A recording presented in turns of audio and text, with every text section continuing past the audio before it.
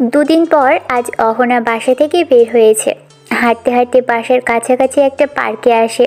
দুদিন ধরে সুব্রতার সাথেও তার যোগাযোগ হয়নি। অবাক করার বিষয় এটাই যে সুব্রতা ফোন দেয়নি। পার্কের মধ্যে ছোট্ট একটা লেক আছে, লেকের পাশেই বসে আছে। সাগরকে ধরে নিয়ে যাওয়ার পর কেন আমি ওর সাথে দেখা করতে গিয়েছিলাম? কেনই বা ওর জন্য মনটা ব্যাকুল হয়ে থাকে? ও তো আমার বোনের সাথে এমন জঘন্য কাজ করলো, তবুও কেন ভাবছি আমি ওর কথা? ভালোই হয়েছে পুলিশ ধরে নিয়ে গেছে ওকে। এই কথাগুলো ভাবছিলাম লেকের পানি দিকে তাকিয়ে। হঠাৎ কারোর ডাকে ঘোর কাটল। তাকিয়ে দেখি পার্কের দারোয়ান। পার্ক বন্ধকরণের সময় হয়ে গেছে, আর কত বইয়া থাকবেন একলা একলা? ঘড়ির দিকে তাকিয়ে অবাক হয়ে পড়লাম, কারণ 2 ঘন্টা হয়ে গেছে। কিভাবে হয়ে গেল এত সময়? বেশ, আর কিছু না ভেবে দারোয়ান চাচার দিকে চেয়ে মুচকি হাসি দিয়ে বেরিয়ে আসলাম। রাস্তার ফুটপাতের উপর দিয়ে হাঁটছি। হঠাৎই সুব্রতা আর সাদিককে দেখতে পেলাম। রাস্তার ওপাশ থেকে এপাশে আসতেই ওরা শূন্যে মিলিয়ে গেল। ওদের খুঁজতে খুঁজতে মার্কেটের ভিতর অব্দি পৌঁছে গেছি। অহনা। অহনা কণ্ঠটা শুনে থম ধরে দাঁড়িয়ে থাকে। কণ্ঠটা চেনা চেনা লাগছে। অহনা ঘুরে তাকিয়ে দেখল সাগর। সাগর মুচকি হাসি দিয়ে শান্ত দৃষ্টিতে তাকিয়ে আছে অহনার দিকে। কয়েক সেকেন্ডের জন্য আনন্দে লাফিয়ে উঠল অহনা। পরক্ষণে মনে হলো সাগর তো খুনি। সাগর আসাতে আমি এত খুশি কেন হচ্ছি? আমার তো খুশি হওয়ার কথা না, রাগ হওয়ার কথা। কেন করছি আমি এমন? আজকাল নিজের মনকে বুঝিয়ে উঠতে পারছি না। মন আসলে কি চায়? নিজের কাছেই আজকাল নিজেকে বিরক্তিকর লাগছে। সাগর শান্ত দৃষ্টিতে এখনো তাকিয়ে আছে অহনার দিকে। অহনা মনকে শক্ত করে সাগরের দিকে তাকিয়ে বলল, কিছু বলবেন? সাগর মাথার চুলগুলো হাত দিয়ে বারবার এলোমেলো করে যাচ্ছে। অহনার দিকে লাজুক চোখে তাকিয়ে বলছে, আসলে মানে। অহনা হাত দিয়ে কপালের ঘাম মুছতে মুছতে বলল, মানে কি? যা বলার সোজা বলেন। সাগর গাল চুলকাতে চুলকাতে অহনাকে বলে উঠল, আসলে আমি ভালোবাসি। অহনার রাগ জড়ানো কণ্ঠে সাগরকে উত্তর দিল, ভালোবাসি মানে কি? আর কাকে বাসবেন? সাগর চুপ থেকে ভাবছে কি বলল। হঠাৎ করে অহনাকে বলে উঠল, আসলে ভালোবাসি। অহনা কিছুক্ষণ চুপ থেকে বলল, আসল বা নকল ভালোবাসেন? সেটা জেনে আমি কি করব? সাগর কপাল কুঁচকে তাকিয়ে থেকে বলল, তোমার জানার দরকার আছে অহনা। তাহলে বললেন? সাগর হাসি উজ্জ্বল চেহারা নিয়ে বলে উঠল, যখন রোজ সকালে তুমি ভেজা চুলে তাওয়ালি জড়িয়ে দাঁড়িয়ে থাকবে, তখন তোমার শরীরের সাথে মিশে থাকা প্রতিটা পানির ফোঁটা বিন্দু বিন্দু কণা হতে চাই। তোমার মন খারাপের দিনে আমি তোমার ঠোঁটের কোণে ওই ফুটে ওঠা এক চিলতে হাসি হতে চাই। যখন তুমি কাঠফোঁটা রোদের মাঝে দাঁড়িয়ে থাকবে, প্রচণ্ড রোদের তাপে ক্লান্ত হয়ে শূন্য দৃষ্টিতে চাহনিতে আকাশের দিকে তাকাবে, তখন এক ফিল্কি সাদা মেঘ হয়ে তোমার উপর ভাসতে চাই। কোনো এক বৃষ্টির বিলাসিতা বিকেলে যখন তুমি নীল শাড়ি, নীল চুড়ি, নীল টিপ আর খোলা এলোমেলো চুলে বৃষ্টিতে ভিজতে থাকবে, তখন তোমার দুটো হাত আমার হাতের মধ্যে মুষ্টিবিদ্ধ করে নিয়ে তোমার মতো হয়ে তোমাকে জোরে রাখতে চাই আমার হৃদয়ের স্পর্শে। খুব তীব্রভাবে তোমাকে আমি অনুভব করতে চাই। যখন তুমি শিশির ভেজা সবুজের নরমের উপর দিয়ে খালি পায়ে হেঁটে আসবে আমার কাছে, তখন তোমার সামনে হাঁটু করে বসে তোমার পা আমার হাঁটুতে রেখে তোমার জন্য পকেটের খরচ সামান্য টাকা বাঁচিয়ে তোমার জন্য কোনো এক নূপুর তোমার পায়ে পরিয়ে দিতে চাই। তুমি যখন হৃদয়ে কাঁপানো হিম শীতলের সকালে প্রচণ্ড ঠান্ডায় কাঁপতে থাকবে, আর রোজ সকালে তুমি ঘুম থেকে ওঠার সাথে সাথে একগুচ্ছ কাঠগোলাপ তোমার হাতে দিয়ে তোমার কানের কাছে আমার ঠোঁটের জোরালো আলতো করে ছুঁয়ে দিতে চাই, আর বলতে চাই ফিস ফিস করে, ভালোবাসি ভালোবাসি ভালোবাসি। দেবে কি একটা সুযোগ তোমাকে আমার করে নিতে? অহনা কিছু না বলেই সাগরকে পাশ কাটিয়ে চলে আসে। সাগর চুপচাপ দাঁড়িয়ে থেকে ভাবছে। অহনা কি আমাকে ভালোবাসবে না? অহনা হাঁটতে হাঁটতে ভাবছে, সাগর তো জেলে ছিল, ছাড়া পেল কবে? সুব্রতাও কিছু বলল না। আজকাল সুব্রতার সময় নেই, আমার সাথে কথাও বলে না। অহনা দীর্ঘশ্বাস ছেড়ে হেঁটে যাচ্ছে। সুব্রতা সোফায় বসে টিভির দিকে তাকিয়ে আছে। হঠাৎ কলিং বেল বাজতেই সুব্রতা উঠে গিয়ে দরজা খোলে। সুব্রতা দরজা খুলে অবাক দৃষ্টিতে তাকিয়ে থেকে বলে উঠল, অহনা, তুই আমাদের বাসায়? অহনা মুচকি হাসি দিয়ে বলল, কেন আসতে পারি না তোর বাসায়? থাপ্পড় কয়টা দিব আগে বল। অহনা গোমরা মুখ করে সুব্রতার দিকে তাকিয়ে বলল, দরজার সামনে রেখে অপমান করা হচ্ছে আমাকে। আজকাল সুব্রতা অহনাকে ভালোবাসে না, তাই অহনা নিজে আসলে সুব্রতার খোঁজ নিতে। আগে তো অহনা ব্যস্ত ছিল, আর এখন সুব্রতা ব্যস্ত। সুব্রতা ভ্রু কুঁচকাল। অহনাকে একটু অন্যরকম লাগছে মনে হচ্ছে। অহনা, আমাকে মিস করে ভাবতে কেমন জানি লাগছে। বিদ্রুপ করছিস সুব্রতা? সুব্রতা অহনার দিকে কিছুক্ষণ তাকিয়ে চুপচাপ দাঁড়িয়ে থেকে বলে উঠল, কয়দিন না খেয়ে আছিস? হুম, চোখ মুখ কেমন দেখাচ্ছে তোর? খালামণি বাসায় আসছে, তারপরও তোর এই অবস্থা? সুব্রতা, আমি একটু দরকারে এসেছি। আমার কাছে কি দরকার অহনা? সাগর ছাড়া পেল কবে? তুই আমাকে কোনো কিছু জানালি না। সাজিদ এসে সুব্রতার পাশে দাঁড়িয়ে বলল, অহনা ম্যাডাম, কে দরজার সামনে দাঁড় করিয়ে কথা বলে যাচ্ছ? সুব্রতা, ভেতরে আসতে বলো, একসাথে আড্ডা দেই কিছুটা সময়। সাজিদকে দেখে অহনা বিরক্ত অনুভব করে। চুপচাপ দাঁড়িয়ে থেকে সাজিদের দিকে তাকিয়ে ভাবছে, সাজিদ, সুব্রতার বাসায় কি করছি? এই ছেলেটাকে দেখলে কেন জানি আমার রাগ হয়, কিন্তু কিছু করার নেই। সুব্রতার জন্য বিরক্তিকর মানুষটাকে সহ্য করতে হবে। অহনা মুচকি হাসি দিয়ে বলল, বাসায় খালামণি আছে, চিন্তা করবে। আড্ডা দেওয়ার মতো সময় আমার হাতে নেই, তাই আমি দুঃখিত, আড্ডা দিতে পারলাম না। আড্ডা না দাও, ভেতরে এসে তো বসবে। অহনা সোফায় গিয়ে বসে। সাজিদের দিকে তাকিয়ে বলল, আপনাকে কিছু প্রশ্ন করার ছিল, যদি উত্তর দিতেন ভালো হতো। সাজিদ স্থির দৃষ্টিতে তাকিয়ে থেকে বলল, প্রশ্ন করতে পারো, উত্তর দেওয়ার জন্য আমি প্রস্তুত। অভ্রকে কেন ছেড়ে দেওয়া হলো? অভ্র তো খুনি, তাহলে? পিছন থেকে সুব্রতার বাবা ফারাবি খান বলে উঠলেন, অহনা, সাগর ছাড়া পেয়েছি। তুমি যাকে অভ্র ভাবছো সে অভ্র না, অভ্র সেদিন পালিয়েছে। ফারাবি খানের কণ্ঠস্বর শুনে উঠে দাঁড়ায় অহনা। যদি সাগর অভ্র না হয় তাহলে অভ্র কোথায়? আব্বু, সাগর যদি অভ্র না হয় তাহলে প্রতি রাতে সাগর কেন বাসা থেকে বেরিয়ে যেত বলো?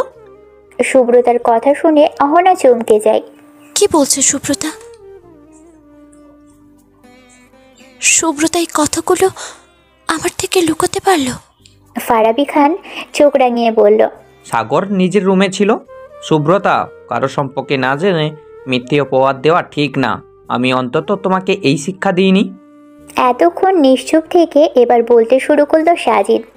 সুব্রতা, তোমার ধারণা সম্পূর্ণ ভুল। সাগর অভ্র না, তার প্রমাণ আমরা পেয়ে গেছি। সাগর দেশের বাইরে ছিল। তার বাবা মা মৃত্যুর খবর পেয়ে দেশে ফিরে আসে। তারপর আর দেশ ছেড়ে যায়নি। তোমাদের ভার্সিটিতে ভর্তি হলো।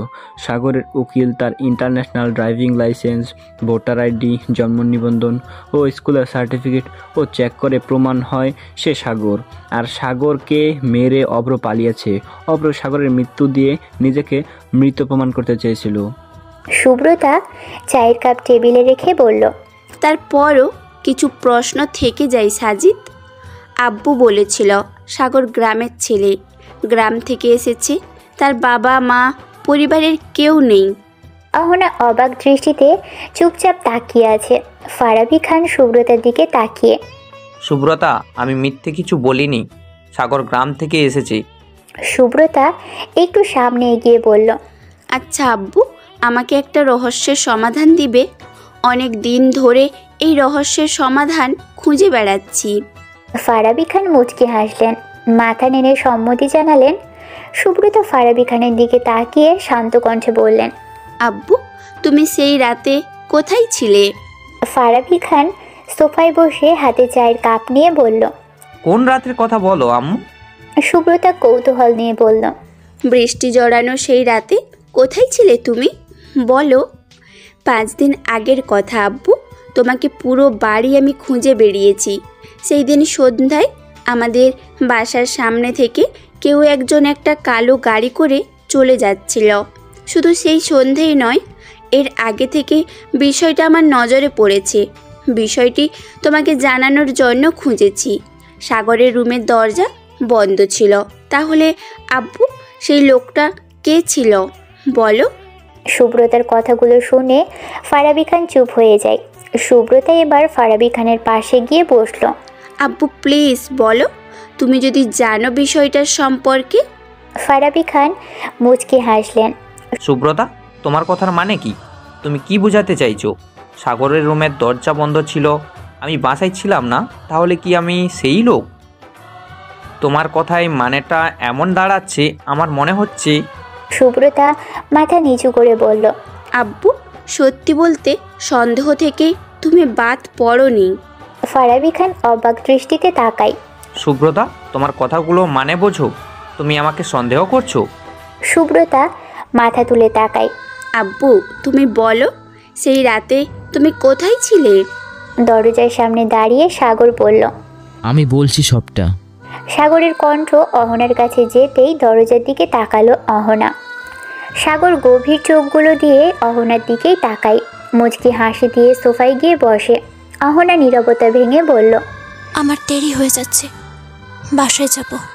সাগর স্ত্রী বসে থেকে ভ্রু কুঁচকে তাকায়। একটু পরে জানবেন, বসেন না কিছুটা সময়। সাগরের কথা শুনে অহনা চমকে গেল। কিছু বলতে গিয়েও চুপ হয়ে গেল। সুব্রতা প্রশ্নবোধক দৃষ্টিতে তাকায়। একটু খেয়ে শক্তি করে নিই, তারপর সবটা বলছি। সাগরের কথায় মুচকি হাসলো অহনা। পাশ থেকে সাজিদ বলে উঠল, সাগর ভাই পেটুক নাম্বার 1, সবাইকে কনফিউশনে রেখে শান্তিতে খেয়ে যাচ্ছে। সাগর সাজিদের দিকে তাকিয়ে খিলখিল করে হেসে দিয়ে বলল, সাজিদ ভাই, আমি কাউকে কনফিউশন করছি না। সে রাতে আঙ্কেল আমার রুমে ছিল। সুব্রতা একটু অবাক হয়। আব্বু, যদি তোমার রুমে থাকে তাহলে দরজা কেন ভেতর থেকে বন্ধ ছিল? সাগর আমতা আমতা করে বলল। আসলে আঙ্কেল বলেছিল। সুব্রতা রাগান্বিত দৃষ্টিতে তাকায়। আব্বু, দরজা বন্ধ করে নিশ্চয়ই সিগারেট খাইছো? ফারাবি খান চুপচাপ বসে আছে। সাগর উচ্চ স্বর দিয়ে বলল, সুব্রতা, আমরা লুডো খেলছি। আন্টি ভয়ে দরজা বন্ধ করে রাখে। অহনার ফোনটা বেজে উঠতেই ফোনের স্ক্রিনে তাকাই। সুব্রতা, আমায় যেতে হবে, খালামণি ফোন করছে। ফারাবি খান টিভির রিমোট হাতে নেয়। অহনা উঠে দাঁড়ায়। দরজার দুপা এগিয়ে যেতেই কানে শব্দ গেল, মাফিয়া কিং অভ্র খুন। অহনা ঘুরে টিভির দিকে তাকায়। একটু সামনে এগিয়ে দেখল, মাফিয়া কিং অভ্র খুন। খুব নৃশংসভাবে খুন করা হয়েছে। কে বা কারা করেছে কেউ জানতে পারেনি। মাফিয়া কিং এর খুনের খবর মুহূর্তেই মাফিয়া জগৎ তোলপাড় করে দিয়েছে। নিউজ দেখা মাত্রই সাজিদ উঠে দাঁড়ায়। তাড়াহুড়ো করে বের হয়ে যায় সাজিদ। অহনা দাঁড়িয়ে হাসছে। অবশেষে বোনের খুনে শাস্তি হলো। অহনা সাগরের দিকে তাকিয়ে ভাবলো, তাহলে সাগর অভ্র ছিল না। সাগর অভ্র না, এটা প্রমাণিত হওয়ায় অহনার অনেকটা খুশি। হাসি উজ্জ্বল চেহারা নিয়ে সাগরের এক দৃষ্টিতে তাকিয়ে আছে। কিছুক্ষণ পর গোমরা মুখ করে ভাবলো, নিজের হাতে অভ্রকে শাস্তি দিতে পারলাম না। সাগর অহনার দিকে তাকিয়ে ভাবছে, অহনা এখন বিশ্বাস করবে আমাকে? ভালোবাসবে কি আমাকে? অহনার কাজল কালো চোখগুলো আমাকে কেন এত মায়ায় জড়াচ্ছে? কেন মনে হচ্ছে এমন অহনার কাজল কালো চোখ দুটো আমাকে কিছু বলতে চায়? সত্যি কি কিছু বলতে চায়? না, সব আমার মনের ভুল। এই বলে সাগর অহনার দিকে এগিয়ে যায়। অহনা লাজুক চোখে তাকায়। অহনা, তুমি কি আমাকে... কথাটা শেষ করার আগেই সুব্রতা বলে উঠল, ব্যাপার কি? তোদের মাঝে মনে হচ্ছে লাড্ডু ফুটছে। হুম হুম। অহনা সুব্রতার দিকে তাকায়। সুব্রতা, আমি বাসায় যাব, দেরি হয়ে যাচ্ছে। খালামণি এবার সত্যি অনেক চিন্তা করবে। সাবধানে যাবি।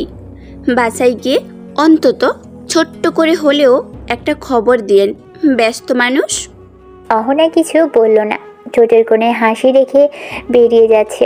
দরজার সামনে গিয়ে আবারও ঘুরে তাকিয়ে আছে সাগরের দিকে। একটা অজানা ভালো লাগা কাজ করছে সাগরের প্রতি। সাগর অবাক দৃষ্টিতে তাকিয়ে আছে। অহনা কি আমাকে কিছু বলতে চায়?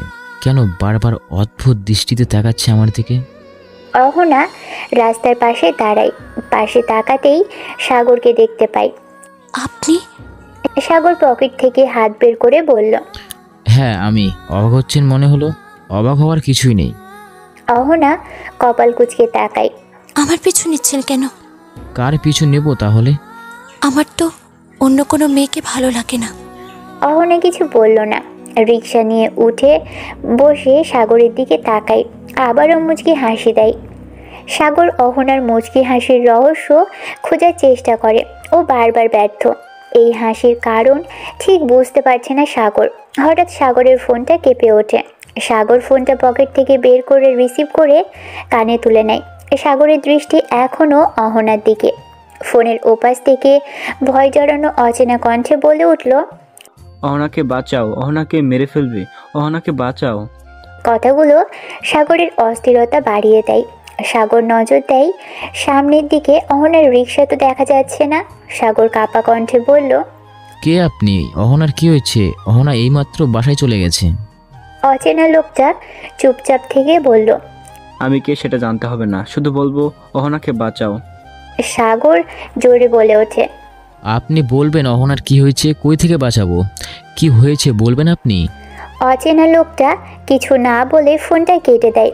সাগর আবার কল দেয়, কিন্তু বারবার ফোন বন্ধ দেখাচ্ছে। সাগরের চোখে চিন্তা ফুটে ওঠে। সাগর একটু সামনে এগিয়ে দেখলো অহনাকে দেখা যাচ্ছে না। অহনার ফোন নাম্বার তো আমার কাছে নেই। সাগর দৌড়ে বাসায় চলে আসে। সুব্রতা? সুব্রতা সাগরের চিৎকারে রুম থেকে দৌড়ে আসে। সাগর, এভাবে চিৎকার কেন করছো? কি হয়েছে? তুমি এত ঘামছো কেন? সাগর হাঁপাতে হাঁপাতে বলল, অহনার ফোন নাম্বারটা একটু দেবে সুব্রতা, খুব দরকার। যদি না দাও তাহলে অহনাকে একটা কল করো প্লিজ। কোথায় আছে অহনা? সাগরের অস্থিরতা দেখে সুব্রতা ভয় পেয়ে যায়। টেবিলের উপর থেকে গ্লাসে করে পানি এনে সাগরকে দিল। সাগর, তুমি চেয়ারে বসে একটু পানি খেয়ে নাও। চিন্তা করো না, আমি অহনাকে এক্ষুনি কল করছি। সাগর পানির গ্লাসে হাতে নিয়ে গ্লাসে চুমুক দেয়। শুকনো গলাটা ভিজিয়ে নিয়ে বলল, সুব্রতা তাড়াতাড়ি করো। সুব্রতা অহনার নাম্বারে কল দেয়, কিন্তু অহনার সিম বন্ধ দেখাচ্ছে। সুব্রতা সাগরের শুকনো চেহারার দিকে একবার তাকিয়ে আবারও কল দিল, কিন্তু সিম বন্ধ দেখায়। কি হলো সুব্রতা? অহনার মোবাইল বন্ধ। সাগর। সাগর চেয়ার থেকে উঠে দাঁড়ায়। চিন্তার পরিমাণটা বেড়ে দ্বিগুণ হয়ে গেল। সুব্রতা, তুমি অহনার বাসা চেনো?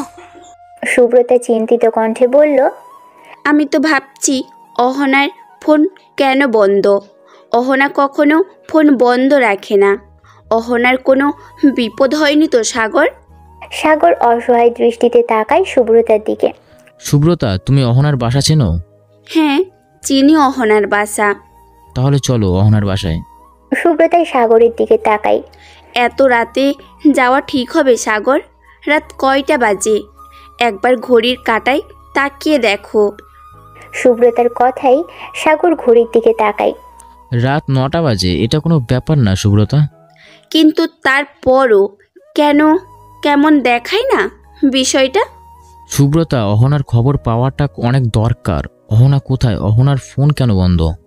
সুব্রতায় সাগরের কথাই একমত দেয়। তাহলে চলো সাগর। সাগর বাইক বের করে সুব্রতা উঠে বসে। সুব্রতা দেখানো পথ দিয়েই ছুটে চলেছে বাইকের চাকা দুটি। ল্যাম্পপোস্টের আলোয় পুরো শহর আলোকিত হয়ে আছে। অহনার বাসার সামনে এসে বাইক থামে। সুব্রতা বাইক থেকে নেমে দরজার সামনে গিয়ে দাঁড়িয়ে কলিং বেল বাজায়। দরজা খুলে যায়। সামনে দাঁড়িয়ে আছে খালামণি। মিসেস রাবিয়া সুব্রতা ও সাগরের দিকে তাকিয়ে বললেন, কে তোমরা? কি চাই এত রাতে আমাদের বাসায়? কেন? আমি ভাবছি আমার অহনা আসছে। মেয়েটা সেই বিকেলে বাসা থেকে বের হয়েছে, এখনও বাসায় ফেরেনি। কোথায় আছে কে জানে। একের পর এক কল দিয়ে যাচ্ছি, তার ফোনও বন্ধ। হাল্লা, মেয়েটাকে রক্ষা করো। আমাকে একটা বার বলেও বাসা থেকে বের হয়ে যায়নি। আমিও তো মানুষ, আমার কথা চিন্তা করার মতো সময় তার কাছে নেই। মিসেস রাবিয়ার এক একটা কথা সাগরের বুকে তীরের মতো লাগছে। তাহলে আমাকে যে ফোন দিয়েছিল সে কি সত্যি বলছিল? অহনার তাহলে সত্যি কোনো বিপদ হয়নি? সুব্রতা মিসেস রাবিয়ার দিকে তাকাই। খালামণি, আমরা অহনার বন্ধু। আমরা অহনার খোঁজে এখানে আসছি। তোমরা তো অহনার বন্ধু, তোমরা জানো আমার অহনা কোথায়? সুব্রতা মাথা নিচু করে বলল, আন্টি, অহনা আমাদের বাসা থেকে বের হয়ে আসছে 8টার দিকে। ভেতরে এসে বসো। তোমরা দেখিয়ে আর একটু অহনা আসে কিনা। যদি না আসে তাহলে থানায় যাব। আমার অহনা এত রাত করে কোথায় যাবে? কলিং বেল বাজতেই সাগর উঠে গিয়ে দরজা খোলে। সাগরকে দেখে অহনা অবাক হয়ে তাকিয়ে থাকে। কিছু বলার আগেই অহনার গালে একটা চড় বসিয়ে দেয় সাগর। মেয়ে হয়ে এত রাতে বাইরে কি আপনার? এতগুলো মানুষকে চিন্তা রাখার অধিকার কে দিয়েছে আপনাকে? কোথায় গেছেন আপনি? সুব্রতার বাসা থেকে আপনি 8টায় বের হয়েছেন, এখন রাত 11টা বাজে। এতক্ষণ কোথায় ছিলেন আপনি? জবাব দিন, কোথায় ছিলেন? অহনা গালে হাত দিয়ে চুপচাপ তাকিয়ে থাকে। সুব্রতা অহনার পাশে এসে দাঁড়ায়। অহনা, কোথায় ছিলি তুই? তোর মোবাইল বন্ধ কেন ছিল? অহনা আমতা আমতা করে বলল, বাসায় আসার পথে রিক্সা নষ্ট হয়ে যায়, মোবাইল তো ওপেনে ছিল, আমি তো মোবাইল বন্ধ করিনি। হাঁটতে হাঁটতে আসতে দেরি হয়ে গেছে। সাগর পাশ থেকে বলে উঠল, অহনা মিথ্যা কথা বলছে, সত্যিটা অহনা লুকিয়ে যাচ্ছে। মানলাম রিস্কার সমস্যা হয়েছে, রাস্তায় কি রিস্কার অভাব ছিল? আমি তো বলিনি রাস্তায় রিক্সার অভাব আছে। কেউ যদি আসতে না চায় তাহলে আমার কি করার আছে? সাগর নিজের রাগ নিয়ন্ত্রণ করে দেয়। চোখ বন্ধ করে দাঁতে দাঁত চেপে চুপচাপ দাঁড়িয়ে থাকে। অহনা চেহারা চিন্তার ভাব ফুটে ওঠে। আমাকে ফলো করছিল কে? এতদিন ভাবতাম অপ্র ফলো করছে, কিন্তু অপ্র তো মারা গেছে। তাহলে কে আমার পিছনে ছিল? তাহলে কি অপ্র ছিল না? অন্য কেউ আগের থেকেই ফলো করতো? অহনা রাস্তার পাশ দিয়ে হাঁটছে। হাতের ঘড়ির দিকে তাকিয়ে দেখলো 11টা বাজতে 10 মিনিট বাকি আছে।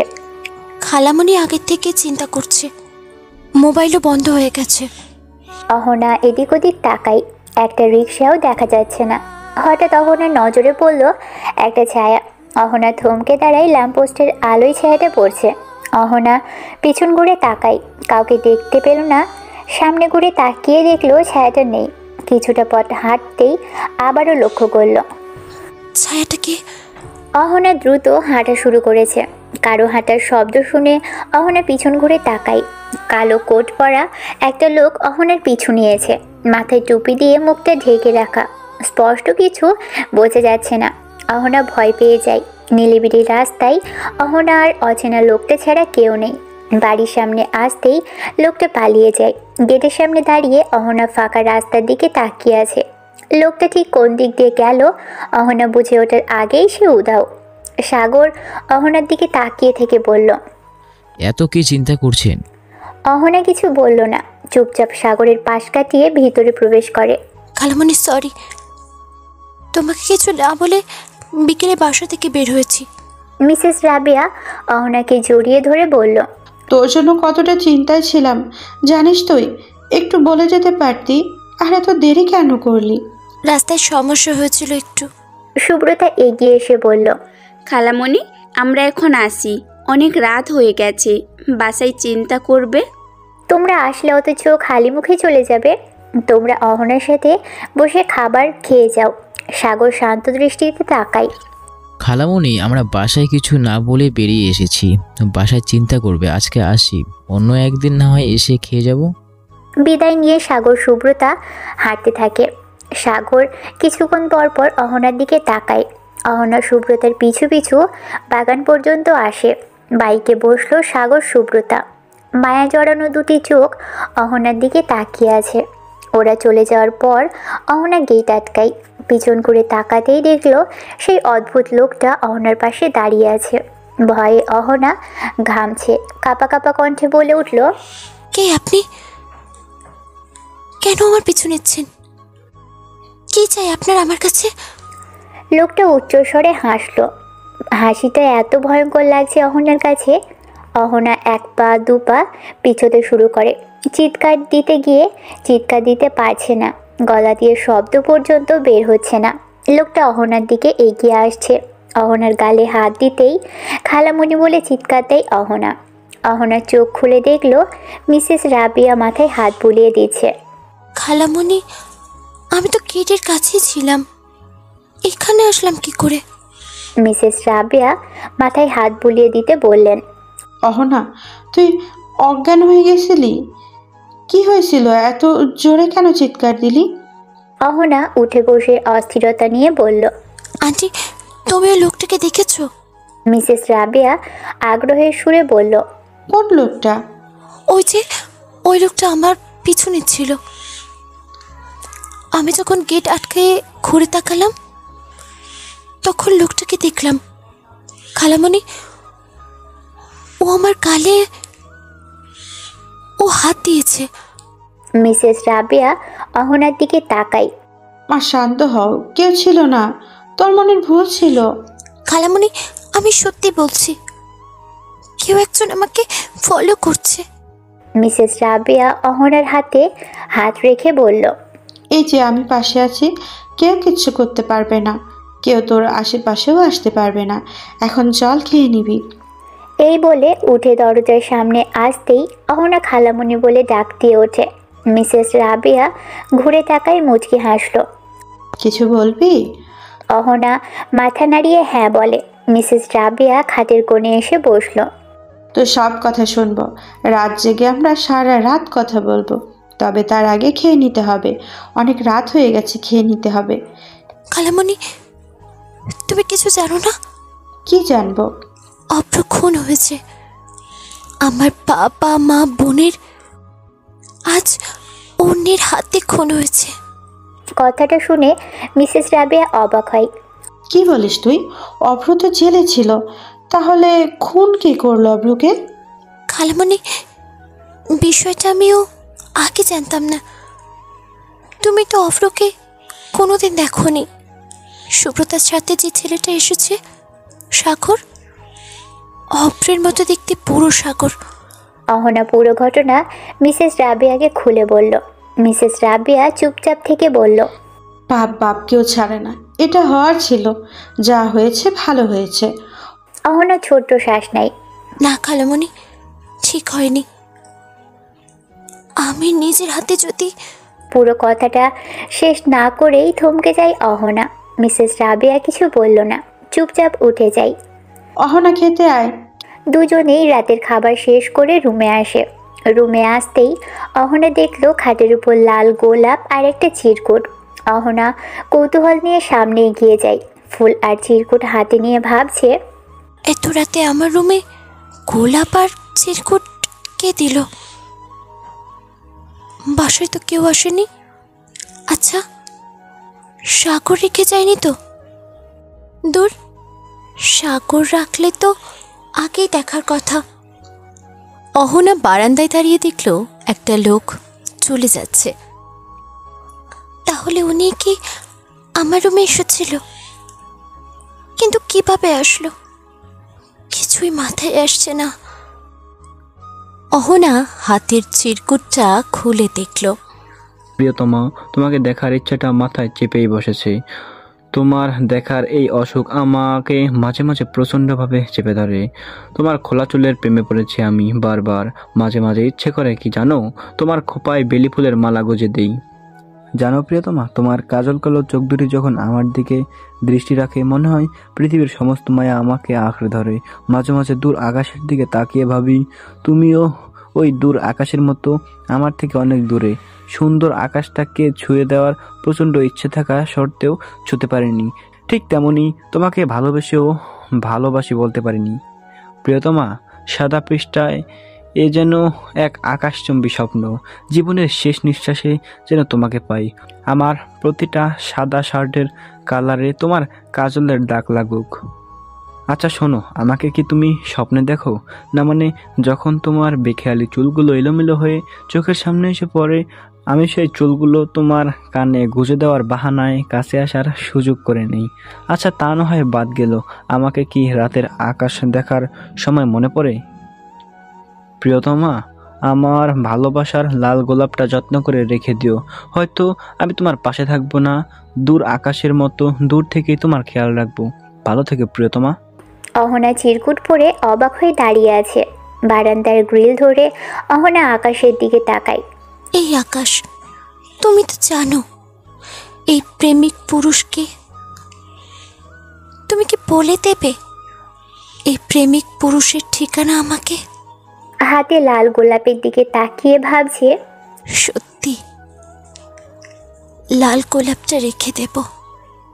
থাকুক না, রেখে দিই। মানুষটাকে যদি চিনি, তার দেওয়া ফুলটা রেখে দিই, যে আমাকে এতটা ভালোবাসে। তার ভালোবাসাকে অপমান করে কিভাবে? এই ভেবেই অহনা ফুলটাকে ডায়েরির পাতার ভাঁজে রেখে দিল।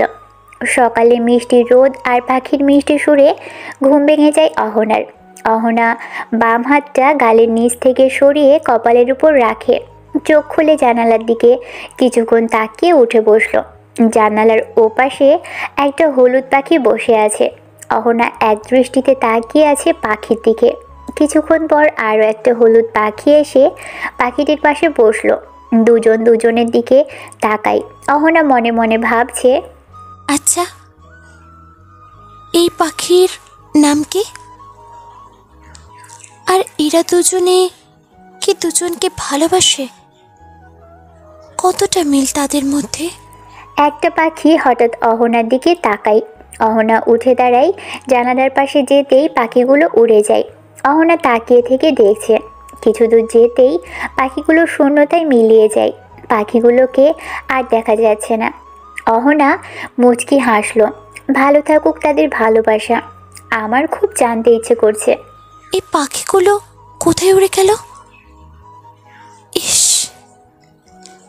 যদি আবার আমার জানালার পাশে এসে প্রেম করত, আমি বসে বসে তাদের প্রেম দেখে প্রেমে পড়ে যেতাম।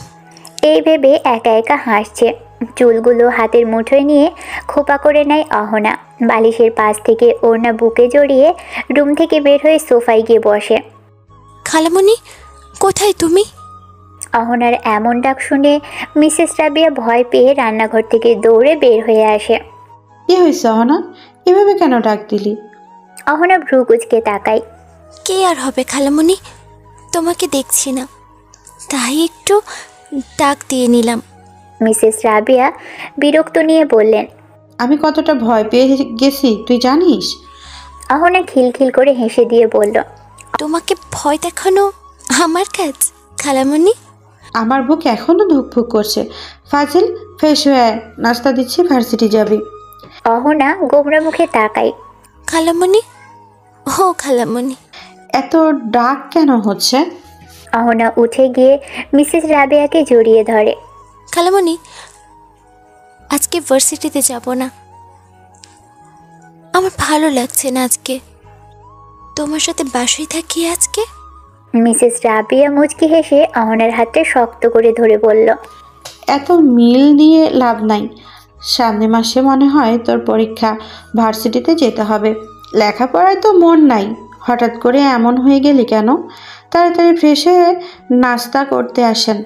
অহনা আদুরে কণ্ঠে বলল, খালামণি, আজকের জন্য প্লিজ প্লিজ। মিসেস রাবিয়া অহনার কথায় পাত্তা দিলেন না।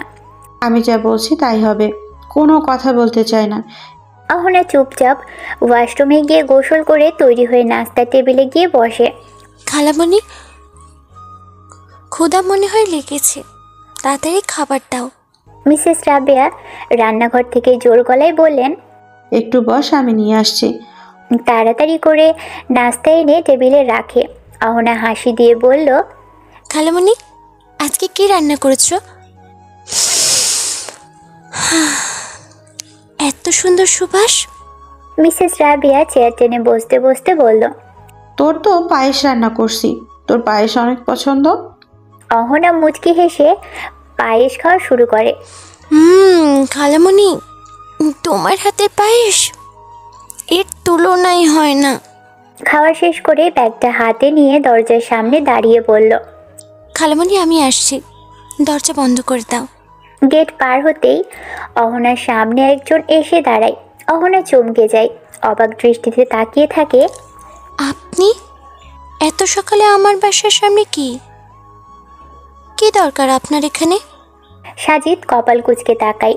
তেমন কোনো দরকার নেই, তবে তোমাকে দেখার ইচ্ছা হয়েছে তাই চলে এসেছি। অহনা কথাটা শুনে একটু পিছিয়ে যায়। সাজিদের কাছ থেকে এমন কথা শোনার জন্য প্রস্তুত ছিল না। আমাকে দেখার ইচ্ছে হচ্ছে কেন? অভ্র খুন হয়েছে, সে সম্পর্কে কিছু বলতে চান? আপনার কথা ঠিক বুঝতে পারছি না। আজকে দেখার ইচ্ছে হচ্ছে মানে? সাজিদ কিছুটা এগিয়ে আসে, পকেটে হাত রেখে অহনার দিকে ঝুলে বসে পড়ল। অহনা, আমি তোমাকে ভালোবাসি। এই কথাটা তোমাকে অনেকবার বলার চেষ্টা করেছি, কিন্তু বলার মতো কোনো সুযোগ হচ্ছে না। তার মানে চিঠি ফুল আপনি দিয়েছেন? হ্যাঁ, আমি তোমাকে চাই। বাহ সাজিদ, বাহ, দারুণ অভিনয় জানো তুমি। কথাটা কানে ভেসে আসতেই অহনা ঘুরে তাকায়, দেখে সুব্রতা। সুব্রতা চোখের কোণে পানি চিকচিক করে। অহনা স্পষ্ট বুঝতে পারছে সাজিদ অহনাকে পাশ কাটিয়ে সুব্রতার হাত ধরে টেনে একটু দূরে নিয়ে যায়। তুমি আমাকে ঠকালে সাজিদ, তার মানে আমাকে তুমি ভালোই বাসনি। তাহলে সবটা অভিনয় ছিল তোমার, কিন্তু কেন করলে বলবে? সুব্রতা, আমাকে ক্ষমা করবে, আমার কোনো উপায় ছিল না। সাগর সত্যি অভ্র কিনা জানার জন্য তোমার হেল্প দরকার ছিল। আমি যদি তোমার সাথে প্রেমের অভিনয় না করতাম, তুমি আমাকে সাহায্য করতে না। সুব্রতা কিছু বলল না, এক ছুটে চলে যায়। অহনা দূর থেকে দাঁড়িয়ে ভেবেই যাচ্ছে, সাজিদের কথা শুনে সুব্রতা এতটা রেগে গেল কেন? কষ্টই বা কেন পেয়েছে? তাহলে সাজিদকে কি সুব্রতা ভালোবাসে? আমাকে বলা আপনার কথাগুলো শুনে সুব্রতা কেন কষ্ট পেয়েছে? আপনাদের মাঝে সম্পর্ক কি ছিল? সুব্রতা আমাকে ভালোবাসে। আমি আপনাকে ভালোবাসি। সুব্রতাকে কষ্ট দেবেন না। অহনা, তুমি আমাকে কষ্ট দিবে না। যদি সুব্রতা আপনার জন্য আর একটাবার কান্না করে, তার ফল ভালো হবে না।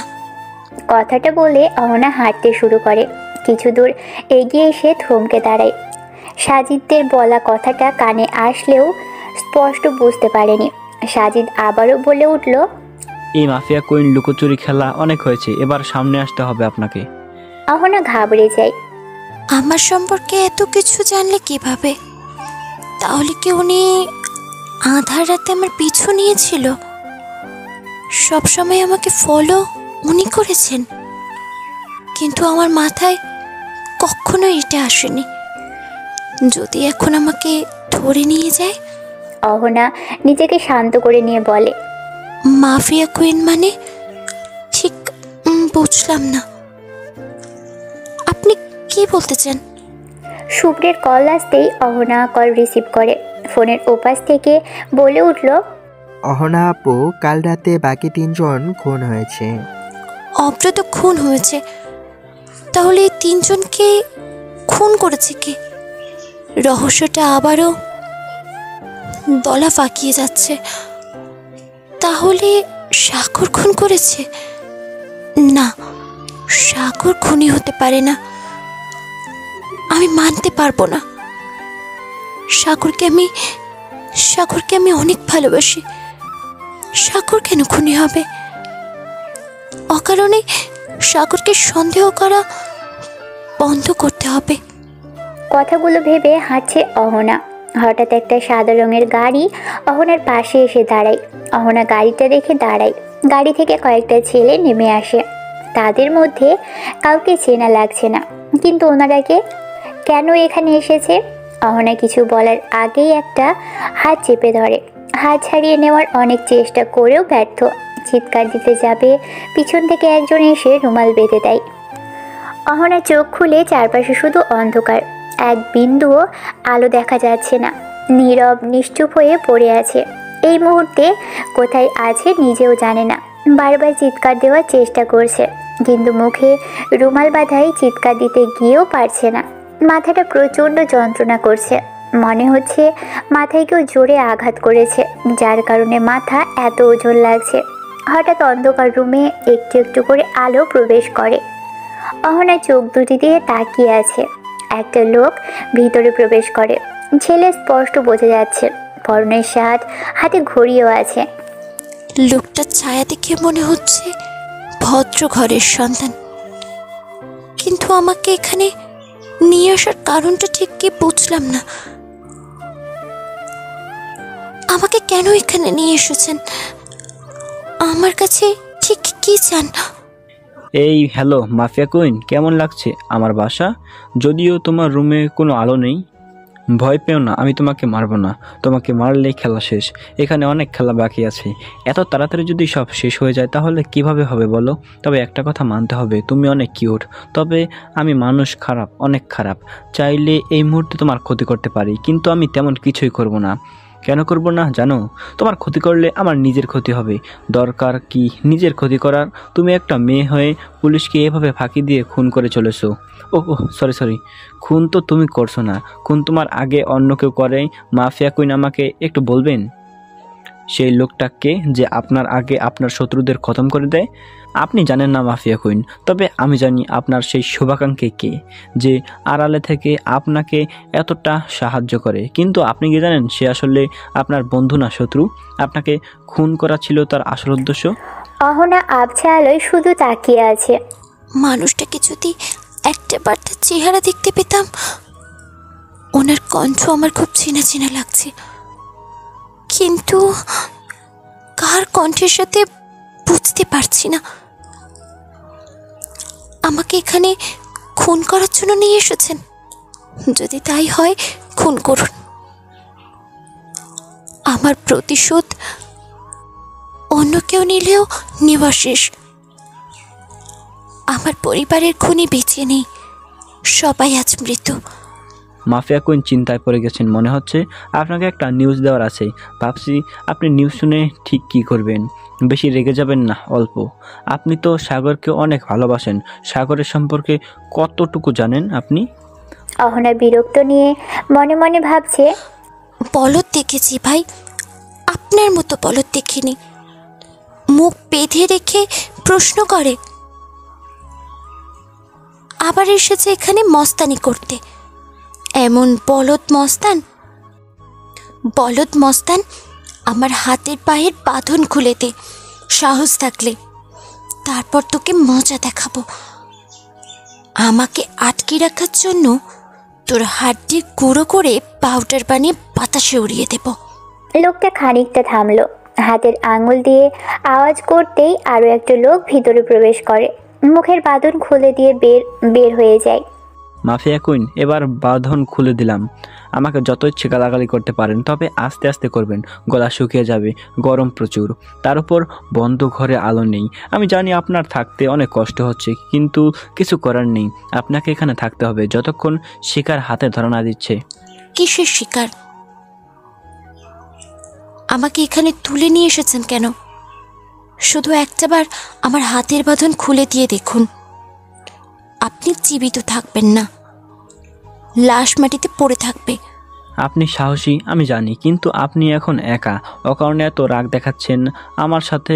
আপনি পারবেন না, তাই চিৎকার চেঁচামেচি না করে এখানে চুপচাপ বসে থাকেন। সময় মতো খাবার আসবে, আপনাকে কিছু বলার আছে, তার জন্য মানসিকভাবে প্রস্তুত থাকবেন। তাই বলছি, খাবার দিয়ে যাবে, ঠিক মতো খেয়ে নেবেন।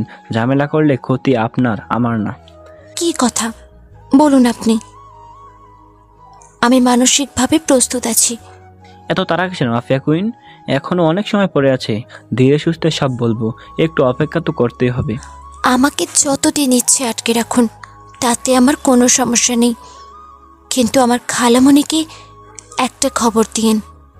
খালামণি অনেক চিন্তা করবে, অসুস্থ হয়ে যাবে আমাকে খুঁজে না পেলে। সম্ভব না, আমি আপনার খালামণিকে খবর দেব, তারপর উনি পুলিশ নিয়ে আমাকে ধরিয়ে দেবে। আমাকে আপনার বোকা মনে হয় মাফিয়া কুইন? নিজেকে বড্ড চালাক মনে করেন আপনি। এখানে কোনো চালাকি করছি না, আমি শুধু জানি আমার খালামণি কষ্ট না পায়। আমার খালামণি যদি কিছু হয়, আমি আপনাকে ছাড়বো না। মস্তানি কাকে বলে আপনাকে আমি দেখিয়ে দেব। বাহ, দারুণ! মাফিয়া কুইনও ভয় পায় দেখা যাচ্ছে। আপনার মনে ভালোবাসা আছে? নিজের খালামণিকে এত ভালোবাসেন? তাহলে তো আপনার খালামণির ক্ষতি করতে হয়, ওনাকে পৃথিবী থেকে সরিয়ে দিতে হবে। তাহলে আপনাকে কষ্ট দেওয়ার মতো অস্ত্র আমার হাতে তুলে দিলেন। দেখুন, আপনার পায়ে ধরি, আমাকে আপনি খুন করলেন, তাতে বিন্দু মাত্র কষ্ট হবে না আমার। আমার খালামণির কোনো ক্ষতি করবেন না, আমার খালামণির কিচ্ছু করবেন না। খালামণির যেন কিছু না জানে, বিশ্বাস করেন, কিচ্ছু না জানে। হা হা হা হা, আপনি কান্না করুন, ততক্ষণে আপনার খালামণিকে আমি শেষ করে আসি। কথাটা বলেই লোকটা বের হয়ে যায়। অহনা পিছন থেকে চিৎকার করে যাচ্ছে, দরজা বন্ধ করে দেয়, রুমটা অন্ধকারে ডুবে যায়। অহনা চিৎকার চার দেয়ালের মাঝেই আটকে থাকে, হাত পায়ের বাঁধন ছেঁড়ার চেষ্টা করে যাচ্ছে, এতক্ষণ চুপ থাকলেও এখন পারছে না। খালামণিকে কে কে রক্ষা করবে? আল্লাহ, তুমি আমার খালামণিকে রক্ষা করো। খালামণি ছাড়া আমার কেউ নেই, আমি একা বেঁচে থাকতে পারবো না। প্লিজ আমাকে ছেড়ে দেন, আমার খালামণির কোনো ক্ষতি করবেন না।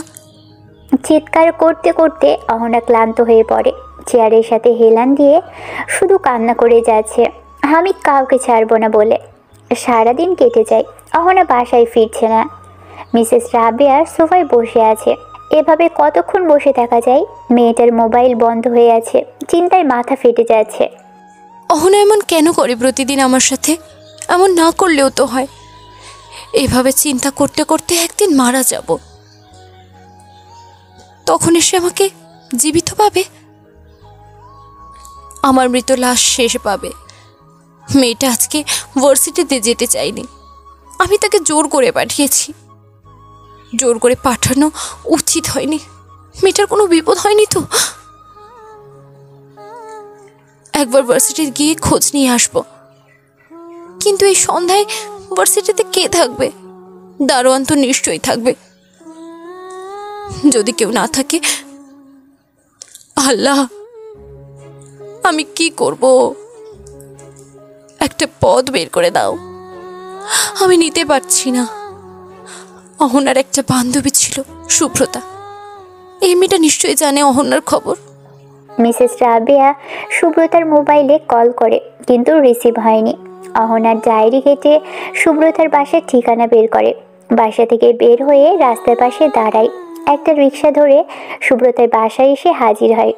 কলিং বেল বাজছে, সুব্রতা নিজের রুমে বিছানায় শুয়ে আছে, এখনও মানতে পারছে না সাজিদ বেইমানি করেছে।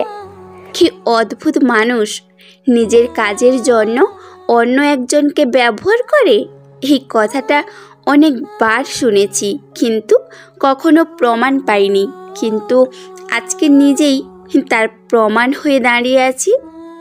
উনি অহনাকে আগে থেকেই পছন্দ করতেন হয়তো, কিন্তু আমি এই বিষয়টা কেন বুঝতে পারিনি? সব সময় অহনার কথা বলতো, তখনও আমার সন্দেহ হয়নি। সুব্রতার কান্না ভেজা চোখ। সুব্রতা ওয়াশরুমে গিয়ে হাত মুখ ধুয়ে আসে। সোফার রুমে এসে অবাক হয়ে যায়। অহনার খালামণি এখানে, তাও এই সময়? অহনার কিছু হয়নি তো? অহনা কোথায়? এই সন্ধ্যায় আসার কারণ কি? কৌতূহল আটকে রাখতে না পেরে খালামণি বলে ডাক দিয়ে দেয়। মিসেস রাবেয়া সুব্রতাকে দেখে ব্যস্ত হয়ে ছুটে আসে ওর পাশে। মা, তোমার অপেক্ষায় সেই কখন থেকে বসে আছি। তোমার আম্মু বলল তুমি ঘুমাচ্ছ, তাই নিষেধ করেছি ডাকতে। আন্টি, কি হয়েছে? আপনাকে দেখে এত চিন্তিত মনে হচ্ছে কেন?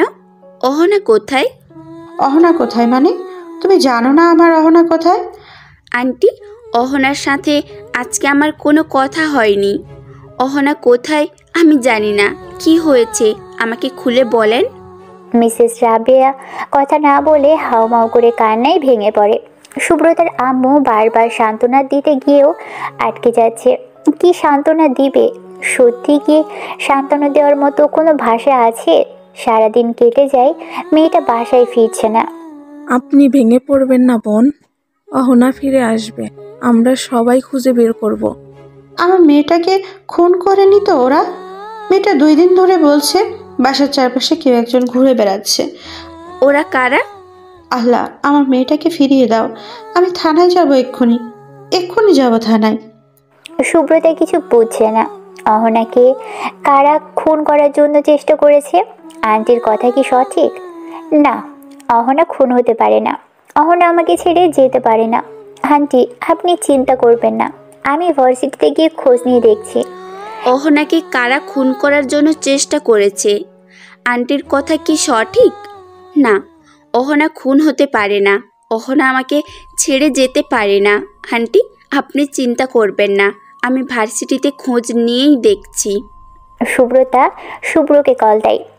শুভ্র, অহনা কখন ভার্সিটি থেকে বের হয়েছে?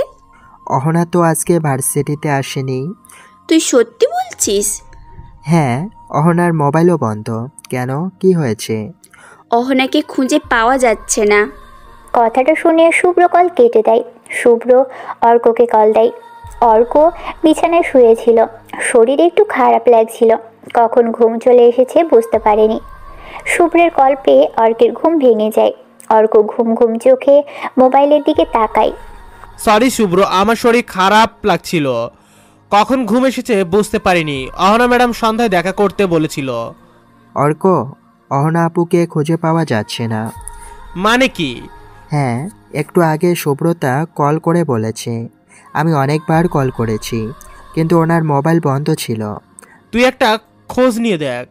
তাই আমি যা বলছি সত্যি। অর্ক ব্যস্ত হয়ে যায়। তাড়াহুড়ো করে বাসা থেকে বের হয়। কোথায় যেতে পারে বুঝতে পারছে না। যাওয়ার মতো তেমন কোনো জায়গাও নেই। অহনা অন্ধকার রুমে চেয়ারের সাথে বসে আছে। অপেক্ষায় আছে কখন দরজা খুলবে। এক বিন্দুও ভালো লাগছে না। এভাবে বন্দি থাকতে কার ভালো লাগে? যদি একটা সুযোগ সামনে এসে ধরা দিত, তাহলে এখানে এক মুহূর্তের জন্যও থাকতো না। খালামণির জন্য চিন্তা হচ্ছে। খালামণি কেমন আছে? সত্যি খালামণির কোনো ক্ষতি করেনি তো? কথাটা ভাবতেই অস্থিরতা বেড়ে যায়। নিজেকে পাগল পাগল লাগছে। বারবার একটা কথাই মাথায় আসছে, খালামণি ছাড়া কেউ নেই তার। তার খালামণির যেন কোনো ক্ষতি না হয়। হঠাৎ একটা শব্দ কানে আসে। অহনার শব্দ অনুসরণ করে তাকাই। দরজা খুলছে আস্তে আস্তে করে। ভিতরে একজন প্রবেশ করে। রুমের আলো জ্বলে ওঠে। মাস্ক পরা লোকটা অহনার দিকে তাকিয়ে আছে। আলো চোখে এসে পড়তেই অহনা চোখ বন্ধ করে নেয়। আস্তে আস্তে চোখ খোলে। সামনে দাঁড়িয়ে থাকা মানুষের চোখটার দিকে তাকায়। লোকটা হাতের ইশারা দিয়ে চেয়ার আনতে বলে। একটা চিকনা ছেলে চেয়ার দিয়ে যায়। লোকটা অহনার সামনে চেয়ার টেনে বসে। অন্য একজন এসে প্লেটে করে খাবার পানি দিয়ে যায়। খেয়ে নাও। আপনি কে? আমাকে আপনার চেনা চেনা লাগছে কেন? আমি কে না হয় খাবার খেয়ে জানবে। আমাকে একবার তুমি করে ডাকেন কেন? আপনার কণ্ঠ আমার চেনা চেনা লাগে। আমি কে সেটা বড় কথা না, বড় কথা সারাদিন না খেয়ে আছো। আগে খেয়ে শক্ত হও, তারপর অনেক কথা হবে আমাদের। কিসের কথা আপনার সাথে আমার? চুপচাপ খেয়ে নিবে। যদি কোনো চালাকি করো তাহলে তোমার খালামুনি শেষ। আমার খালামুনি কোথায়? তোমার খালামুনি সুব্রতার বাসায়, কিন্তু আমার লোক তোমার খালামুনির উপর নজর রেখেছে। আমি কোনো ঝামেলা করব না, আপনি যা বলবেন তাই শুনবো। একটা ছেলে অহনার হাতের বাঁধন খুলে দেয়। অহনা চুপচাপ খাবার খেয়ে নেয়। সামনে বসে থাকা লোকটা হেসে দেয়। অহনা লোকটার দিকে তাকায়। মুখের মাস্ক খুলে অহনা অবাক হয়ে তাকিয়ে আছে। আপনি? হ্যাঁ আমি। আপনি যখন জানতেন আমার সম্পর্কে এত কিছু, তাহলে আমাকে জেলে বন্দি না করে এখানে আটকেছেন কেন? আমি চাই তুমি তোমার পরিবারের খুনির শাস্তি দাও। মানে সবাই তো শেষ, তাহলে? সবাই শেষ কে বলেছে? আসল খুনি এখনো ঘুরে বেড়াচ্ছে পরিচয় গোপন রেখে। আপনি কি বলতে চান? অভ্র মারা যায়নি। আপনি আমার সাথে মজা করেন? সবাই জানে অভ্র মারা গেছে। আমরা নিজের চোখে দেখেছি।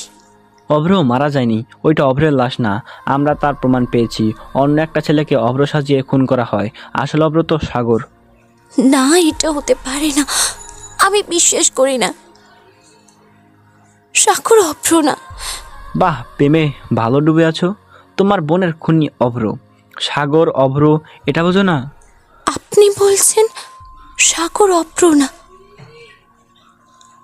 আজ আপনি কেন বললেন সাগর অভ্র? সাজিদ একটু দূরে সরে দাঁড়ায়। মুচকি হেসে অহনার দিকে তাকিয়ে আছে। আহারে প্রেম, অহনার হাতে তোর মৃত্যুর লেখা আছে সাগর। তোকে শেষ করে আমি অহনাকে আপন করে নেব। তুই যে অভ্র না সেই প্রমাণ আমি অনেক আগে পেয়েছি, শুধু তোর এখানে আসার অপেক্ষা। সাজিদ শয়তানি হাসি দেয়। অহনা মাথায় হাত রেখে কান্নায় ভেঙে পড়ে। সাগর সত্যি অভ্র? আমি নিজের হাতে সাগরকে শেষ করব, কিন্তু কিভাবে? আমার পক্ষে সম্ভব না। তার আগে আমার মৃত্যু যেন হয়। কি বলছি আমি এসব? সাগর মানে অভ্র, যাকে আমি এতদিন খুঁজেছি। আমার পরিবারকে শেষ করে দিয়েছে।